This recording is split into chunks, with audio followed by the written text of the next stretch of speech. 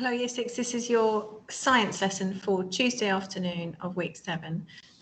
So we have been thinking in science about evolution and inheritance. We've looked at how animals are adapted to their different environments, and now we're going to look at plant adaptation, so how plants are adapted to their environments. I'm going to show you a PowerPoint and then I'm going to explain what the task will be for today. So I'm just going to share that PowerPoint with you.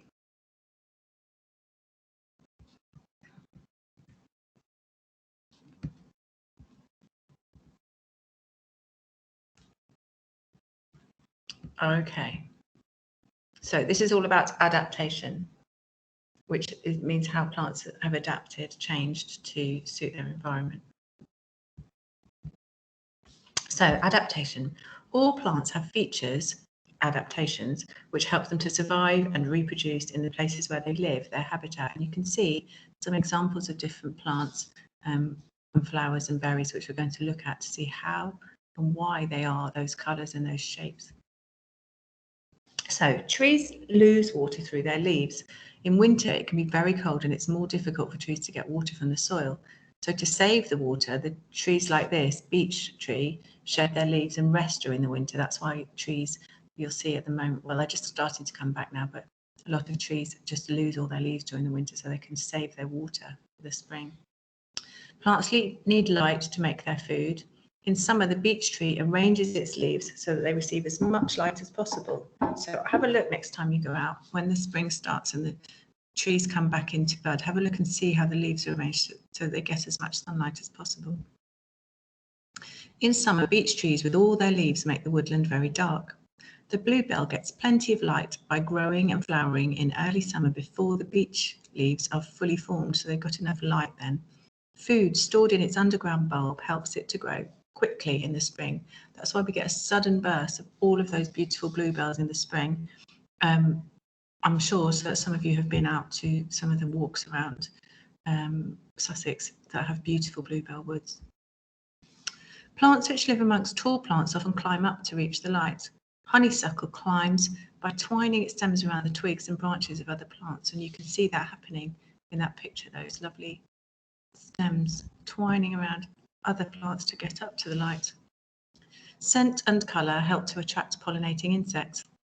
The creamy coloured flowers and strong scent of the honeysuckle attract dusk flying moths which pollinate the flowers.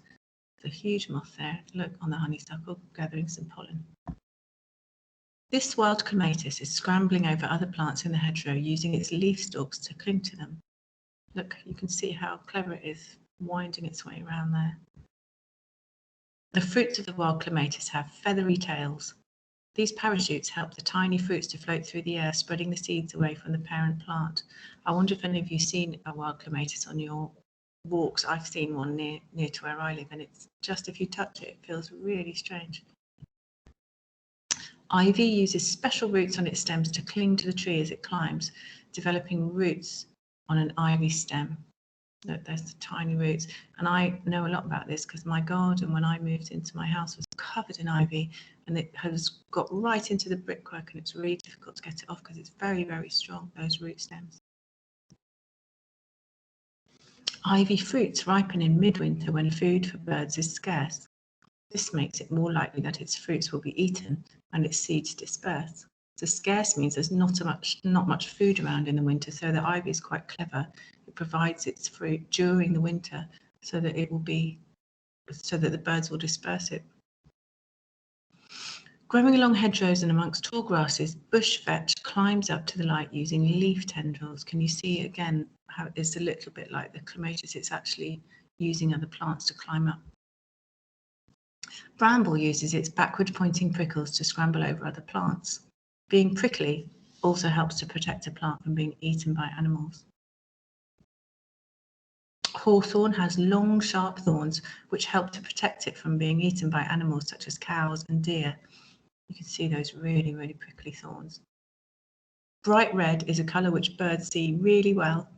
Hawthorn berries are bright red, which helps to make sure that birds find them and disperse the seeds in their droppings.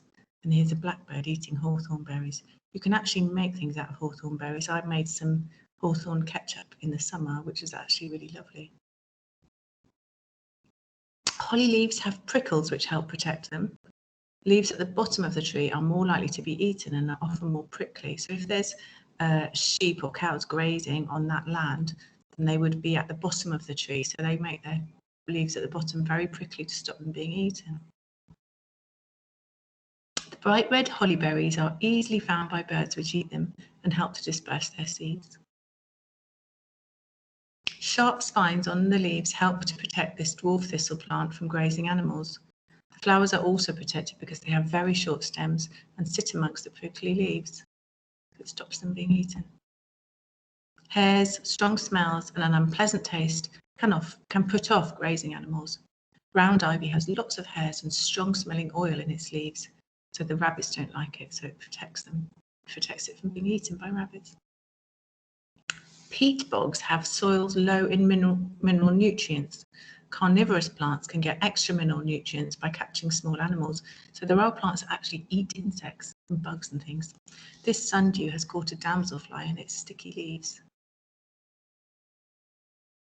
Butterwort traps small insects on its very sticky leaves. Carnivorous plants often have flowers with long stalks. This helps to protect pollinating insects from being trapped. The pictures on this trumpet pitcher plant are formed by the leaves. This is another carnivorous plant. Insects are attracted to the pitcher by nectar and are trapped when they fall in. These are beautiful. The large round leaves of white water lily have their stalk attached to the middle. This helps to keep the leaf floating flat on the water surface.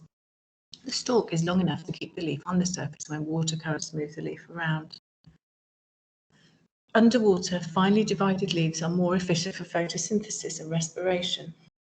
So photosynthesis is how food converts energy from the sun into, how plants can convert, energy from the sun into food, and respiration is how they breathe. This water crowfoot has both floating leaves and finely divided underwater leaves. Frogbit survive the cold winter months by producing special winter buds which sink to the bottom of the pond and grow again the following spring. Look, you can see those tiny winter buds. Look, there's a scale there at the side. That's 5 millimeters, which is half a centimeter. So those are tiny little buds. The whole frogbit plant floats on the water surface. Here it is, growing amongst the small floating plants of duckweed. I don't know if any of you got a pond, you can go and see if you can identify some of those plants. In the natural world, there is a struggle for life as plants and animals compete with each other. Those best adapted to the habitat are most likely to survive.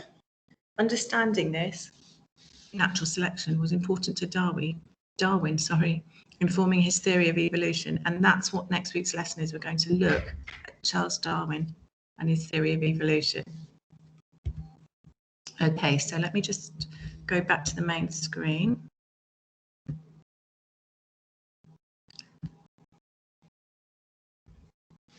Okay, so there is a really good place where you can go to look at how plants have adapted to their environment, and that is if you go down onto Shoreham Beach. If you go near Shoreham Park, near Shoreham Fort, if you can, and walk onto the beach, there is a conservation area there because the plants there are quite rare. They're adapted to growing on the shingle, and they are really interesting in the way they have adapted to be able to grow on the shingle. So if you can, go and have a look at those. If not, have a look at plants or flowers around, maybe in your garden or in a local park, because your task is to see how they have adapted to their environment. So do a little sketch of the plant. In order to find out what it is, if you can, there is a free app called Plant Finder. And if you put it onto your phone and you take a picture of the plant in the app, it will tell you exactly what it is, and it will give you a bit of information. So if you want to do that as well, that would be fantastic. So your task really is to go out, find a plant or a flower, sketch it, and make some notes about how it has been adapted to its environment. Okay, I will see you tomorrow for PSHE.